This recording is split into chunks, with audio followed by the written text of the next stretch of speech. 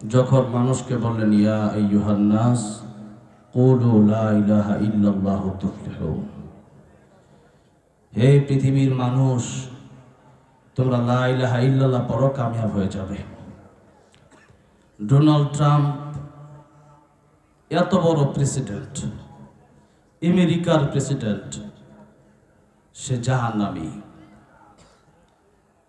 সাধারণ দুনিয়ার মানুষ বলতে পারে যে তার সাথে একটা সেলফি তুললে মনে হয় অনেক কিছু, তার সাথে দেখা করাটা মনে হয় অনেক কিছু, কিন্তু না, তার চেয়ে কোটি কোটি গুণ বেশি ওই ফকির দামি যে ফকিরের ঈমান আছে। আর যদি ঈমান না থাকে, যত বড় প্রেসিডেন্টই হোক না কেন, প্রেসিডেন্টের দাম নাই, এমপির দাম নাই, মন্ত্রীর দাম নাই। আজকে এখানে যারা আসছেন, আমাদের সবচেয়ে বড় দৌলত হচ্ছে যে আমরা ঈমান আমাদের আছে, আছে না নাই? আছে। এই জন্য ঈমান যেহেতু আছে, সেই হিসাবে আমরা আল্লাহর কাছে সারা দিন রাত শুকরিয়া আদায় করলেও শেষ হবে না। এই জন্য রাসূল করিম সাল্লাল্লাহু আলাইহি সাল্লাম বলেন, তোমরা লা ইলাহা ইল্লাল্লাহ পড়ো, তাহলে কামিয়াব হবা। যারা পড়ছে এদের দাম আকাশ জমিনের চাইতেও বেশি হয়ে গেছে। সুবহানাল্লাহ। নবীজি বলেন, ও কাবারে, তোর এত দাম, এত দাম, কিন্তু কাবা, তুই কাবার চাইতে এক একটা ইমানদারের মর্যাদা লক্ষ লক্ষ কোটি কোটি গুণ বেশি। সুবহানাল্লাহ। নবীজি বললেন, কালিমার দাওয়াত দিলেন, এক আল্লাহকে তোমরা মানো।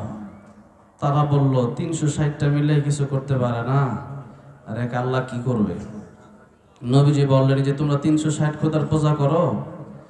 এই 360 খোদা কেমন?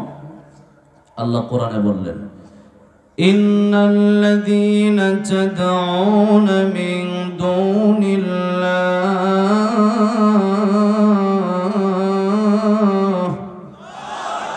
লা ইয়াখলুকু যুবাবান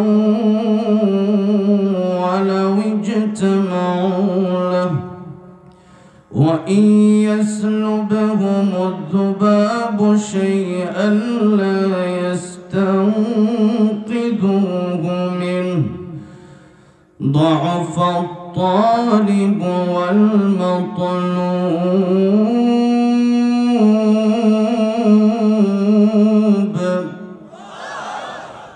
আল্লাহ বলেন, এরা কেমন খোদা, এরা কেমন মূর্তি যে একটা মশা মাছি বানানোর ক্ষমতা তারা রাখে না। শুধু তাই না, তাদের সামনে থেকে যখন একটা মাছ এসে দুধ কলা খাবার নিয়ে যায়, একটা মূর্তি তার হাত হলো 10টা, এই মূর্তি সেই মাছ এটা সরাইতে পারে না, এদিকে যাও, এটা করতে পারে না।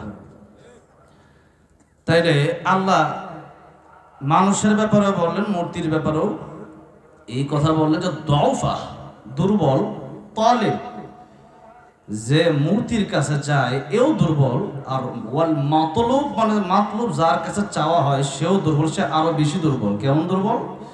আমরা চলতে পারি, আমরা হাঁটতে পারি, আমরা কথা বলতে পারি, আমরা হাত দিয়ে কাজ করতে পারি, আর মূর্তি এমন দুর্বলের দুর্বল যে তার খোদা বানাইছে, খোদা নিজে হাইটটা যেটা মন্দিরে যাবে এটা পারে না। কত দুর্বল! তার কাছে আমি কেমনে চাই? তারে তো বানাইলাম আমি নিজে, তার কাছে আমি চাইতে পারি না। তো আল্লাহ বলেন, দুআফাত তালিব ওয়াল মাতলুব, দুজনই দুর্বল, আমরাও দুর্বল। অন্যায় আল্লাহ বলেন, খলিকাল ইনসানু দাঈফা, মানুষ বড় দুর্বল। প্লেটটা ফুঁস দিলে শেষ, এত বাহাদুর, প্লেটটা একটা ফুঁস দিলে 2 টাকার প্লেট শেষ, জাগাত ব্রেক। তাহলে আল্লাহ বললেন দুআফা, তুমিও দুর্বল, আর মানুষ তোমরা যার কাছে চাচ্ছ মূর্তিগুলো, এটা আরো বেশি দুর্বল। সুতরাং এই মূর্তির কাছে মাথা নত করে লাভ নাই। মূর্তি তো পরের কথা, প্রভু যদি 2 জন হতো, লাউ কানা ফীহিমা আলিহাতুন ইল্লাল্লাহু লাফাসাদাতা, এক প্রভু বলতো যে সূর্য আজকে উঠবে, আরেক আল্লাহ বলতো না আজকে উঠবে না। এগুলো করতে করতে সব ধ্বংস হয়ে যেত, মারামারি হইত। সুতরাং আল্লাহ একজন, আল্লাহর কোনো শরীক নাই। যদি বাঁচতে চাও, যদি দুনিয়াতে শান্তি পেতে চাও, পরকালে মুক্তি পেতে চাও, ইয়া আইয়ুহান নাস কুলু লা ইলাহা ইল্লাল্লাহ তুফলিহুন, তোমরা পড়ে নাও লা ইলাহা ইল্লাল্লাহ, আল্লাহ ছাড়া কোনো মাবুদ নেই। কাফির বেঈমানেরা 40 বছর পর্যন্ত যেই কাফেররা আল্লাহর নবী বিশ্ব নবী রাহমাতুল লিল আলামিনকে আলামিন বলে ডাকতো, যেই কাফের বেঈমানেরা নবীকে সাদিক সিদ্দিক বলে ডাকতো,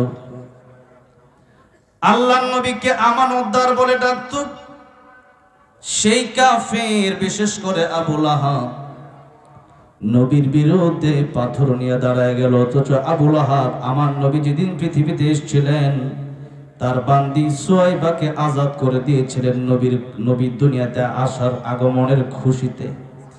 সেই আবু লাহাব পাথর নিয়ে দাঁড়ায় গেল, বলল তাব্বাল্লাকা আলিহাদা জামাতানা,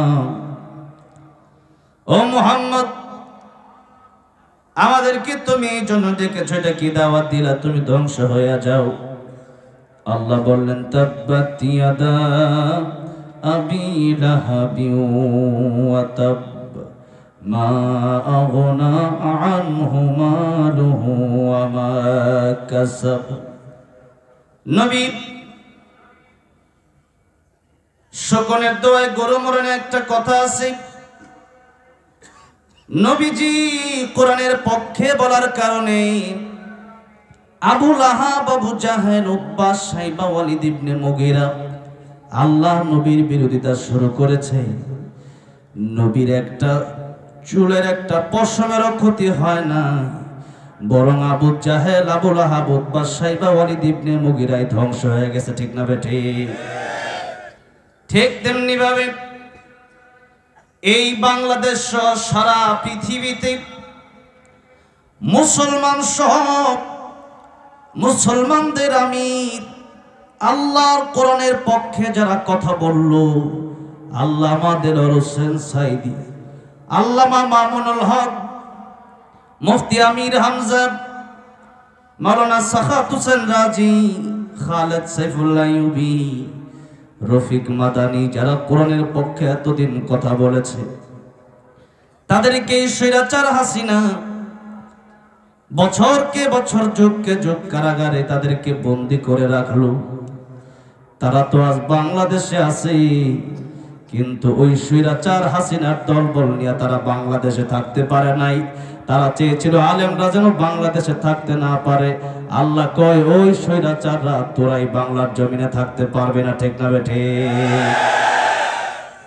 যোগে যোগে যারা ইসলামের বিরুদ্ধে কাজ করেছে, কোরআনের বিরুদ্ধে কাজ করেছে, যুগে যুগে যারা আল্লাহ রাসূলের বিরুদ্ধে কাজ করেছে, তাদেরকে আল্লাহ রাব্বুল আলামিন সাথ দিয়েছেন, তবে আল্লাহ রাব্বুল আলামিন তাদেরকে ছেড়ে দেন নাই। এই জন্য আলেমদের বিরোধিতা করা যাবে না। নবী বলেন কুন আলিমান আও মুতাআল্লিমান আও মুঈনান আও মুহিব্বান লা তাকুন খামিসান ফাতালিম। আলেম হয়ে যাও, নইলে আলেমের ছাত্র হয়ে যাও, নাইলে তাদেরকে সাহায্য করো।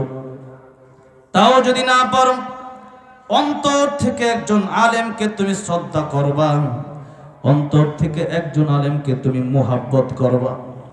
তাও যদি না করো, আলেম দেখলে যদি চুলকানি শুরু হয়ে যায়, আলেম দেখলে যদি তোমার গা জ্বালা পড়া শুরু হয়ে যায়, খাসিরাত দুনিয়া ওয়াল আখিরা, এই দুনিয়াতেও তুমি ধ্বংস হবা, পরকালেও তোমার জাহান্নামের আগুনে জ্বলতে হবে, কেউ বাঁচাতে পারবে না। ঠিক না বেঠে? আজকে অনেক লোকই আছে নামে মুসলমান হয়েছে, কাছে মুসলমান হতে পারে নাই। বাপের ঘরে জন্ম নিয়েছে, বাপ মুসলমান, দাদা মুসলমান, ও মুসলমান, এভাবে মুসলমান হওয়া যায় না। আলেম দেখলে ভালো লাগে না, হুজুর দেখলে ভালো লাগে না, হুজুর ওইটা করে গেলে গে, এটা করে গেলে গে। হুজুর যদি আস্তে হাঁটে তাও দোষ, হুজুর জোরে হাঁটলে তাও দোষ, আস্তে হাঁটলে দাওয়াত বেশি খেয়ে লাইছে। আর জোরে হাঁটলে কয় দাওয়াত খাইবার লেগে দৌড় দিতেছে তাড়াতাড়ি।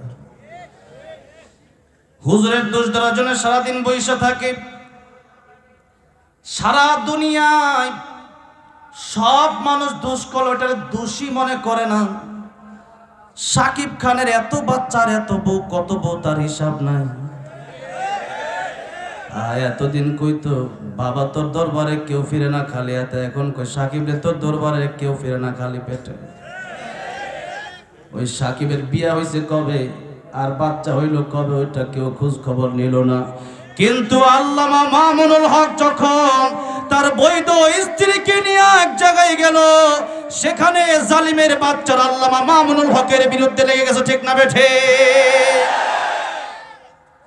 আজকে যারা আলেমদের বিরোধিতা করলো, আজকে তারা শান্তিতে নাই। খাসিরাত দুনিয়া ওয়াল আখিরাত। নবী বলেন ফাতাহলিক, ধ্বংস হয়ে যাবা। এই জন্য আলেমের বিরোধিতা করবা না, আলেমের বিরোধিতা করবা না। কয়েকদিন আগে একজন বক্তাকে দেখলাম, বক্তার গায়ে হাত তুলল কমিটি। এই অবস্থা যদি আগামীতে থাকে, এটার প্রচলন যদি শুরু হয়, আগামী দিনের অবস্থানটা কি হবে? এখন তারা বলছে বক্তা ৬০,০০০ টাকা নেবে। তো আপনি বললেন কেন আপনি ৬০,০০০ দেবেন? ইয়া আইয়ুহাল্লাযীনা আমানু আউফু বিল উকুদ, এটা চুক্তি করছেন, এটা পূরণ করেন। এখন বক্তারা যদি আপনি বলতেন না আমরা ৬০,০০০ দেব না, আমরা ৬০০০ দেব, তাইলে তো হয়তো বক্তা যেত না। আমি মাগরিবের আগে ওয়াজ করে আসছি ওই টঙ্গী গাজীপুর কেন্দ্রীয় ঈদগাহ ময়দানে। মাগরিবের পরে আমি একটা টাকাও সেখান থেকে নেই না, ওটা দিয়ে আসছি। এই মাহফিলে আসছি, হুজুর বলতে পারবে ১ টাকা আমার আগে দিছেন? ১ টাকাও তো নেই নাই, এটা বইলেই তো আসছি। তো এখন ওনারা যদি আপনারা বলতেন যে হুজুর আপনারা ৬০,০০০ দেব না, আপনারা ৫,০০০ দেব, হুজুর হয়তো যাইতই না। মেহমান নিয়ে অপমান করার তো কোনো মানে হয় না। এই জন্য না পারলে নাই, আলেমদেরকে দাওয়াত দিয়ে অপমান করবেন না। আমার মুসলমান ভাইরা, আমার মুরব্বী বাবাজিরা, কিয়ামতের ময়দানে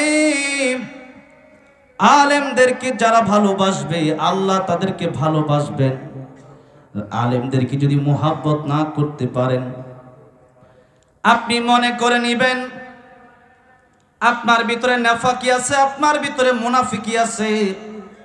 আর মুনাফিক যারা হবে, কিয়ামতের ময়দানে আল্লাহ রাব্বুল আলামিন বললেন ইন্নাল মুনাফিকিনা ফিদ দারকিল আসফালি মিনান নার।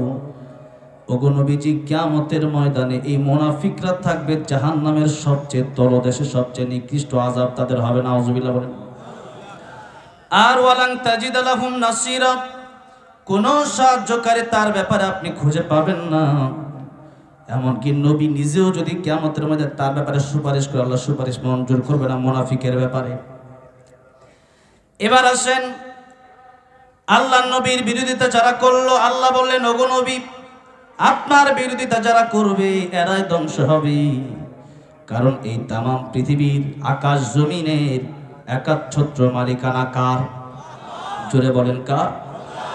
তাবারাকাল্লাযী বিয়াদিহিল মুলক ওয়া হুয়া আলা কুল্লি শাইইন কাদির।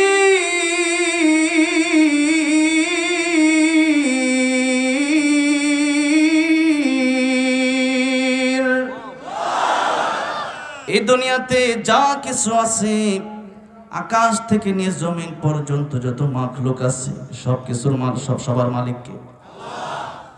সবার মালিক তো আল্লাহ। আল্লাহ চাইলে আজকে পৃথিবী ধ্বংস করে দিতে পারেন। আল্লাহ রাব্বুল আলামিন চাইলে আমাকে আপনাকে বাঁচায় রাখতে পারেন, চাইলে আমাকে আপনাকে মরণ দিয়ে দিতে পারেন। এটা কার ইচ্ছা? আল্লাহর ইচ্ছা। আমার ইচ্ছা অনুযায়ী আমি চলতে পারবো না। যেহেতু আসছি ও আল্লাহর ইচ্ছায় যাব, আল্লাহর ইচ্ছায় বাঁচায় রাখছেন আমার আল্লাহ, তাহলে গোলামি করতে হবে একজনের। জোরে বলেন তিনি কে?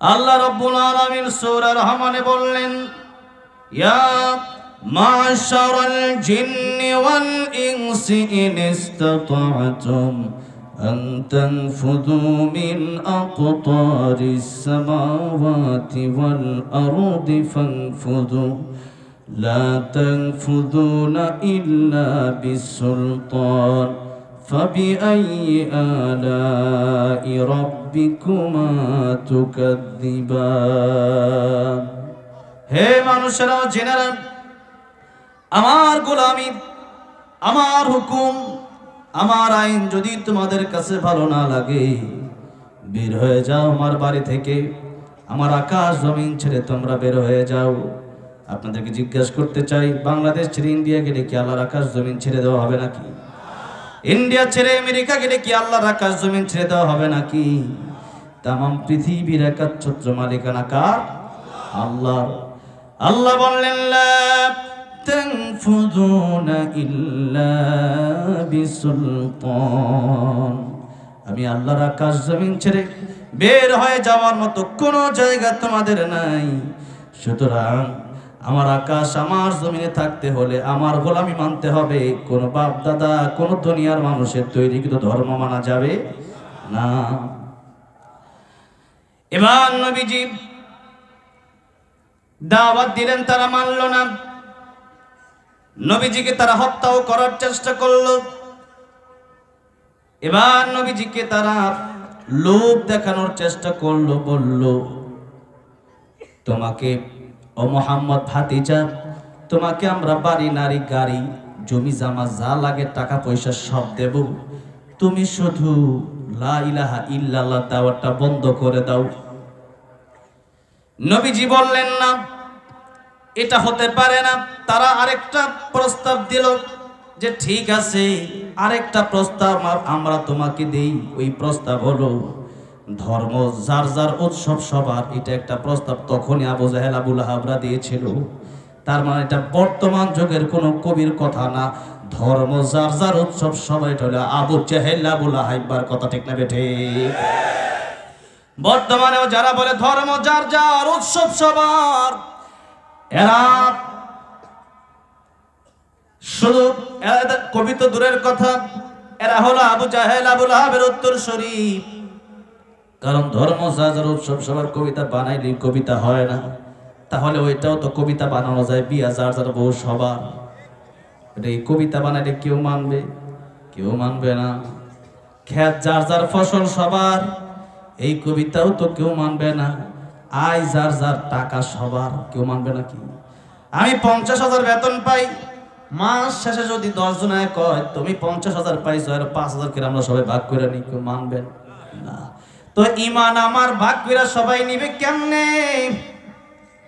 কিয়ামতের ময়দানে ইব্রাহিম আলাইহিস সালামের বাবা আজর সে আজর তো ইব্রাহিম আলাইহিস সালামের নাম দিয়ে জান্নাতে যেতে পারবে না নূহ আলাইহিস সালামের ছেলে কেনান নূহ আলাইহিস সালামের নাম দিয়ে জান্নাতে যেতে পারবে না লূত আলাইহিস সালামের স্ত্রী স্বামীর পরিচয় দিয়ে জান্নাতে যেতে পারবে না আমার প্রিয় নবী রাহমাতুল লিল আলামিন মুহাম্মদুর রাসূলুল্লাহ সাল্লাল্লাহু আলাইহি ওয়াসাল্লাম নবীর চাচা আবু তালিব নবীর সাথে 3 বছর জেল কাটলেন নবীজির চাচা আবু তালিব ইসলাম ধর্ম গ্রহণ করেন নাই তবে ইসলামের পক্ষে ছিলেন বলেন সুবহানাল্লাহ একজন এখন আছে পিনাকি ভট্টাচার্য দেখেন না হিন্দু কিন্তু কথা বলে ইসলামের পক্ষে বর্তমানের আবু তালেব তারা আপনারা বলতে পারেন বর্তমানের আবু তালেবের ভূমিকায় পালন করতেছে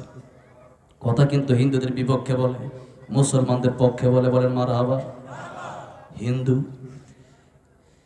আল্লাহ পিনাকি ভট্টাচার্যকে হেদায়েত দান করে দেন কোরআন শরীফের এত সুন্দর তাফসির করে কোরআন শরীফের তাফসির করে বলেন মারহাবা চিন্তা করে দেখেন